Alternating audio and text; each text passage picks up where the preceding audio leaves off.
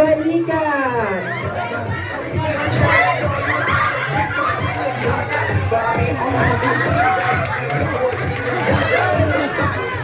Sa tuhod, si third player.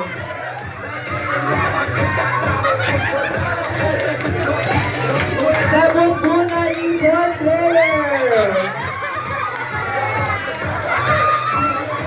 Ibaba sa pailalim.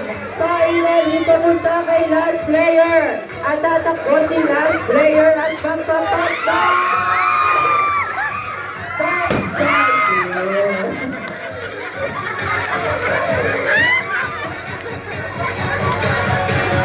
Ayan.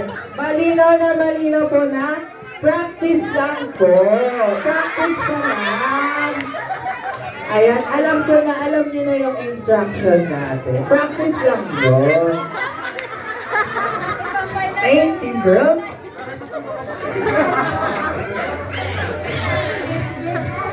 Ayan, pahinga po muna ng 1 minute. Isa pa yung mga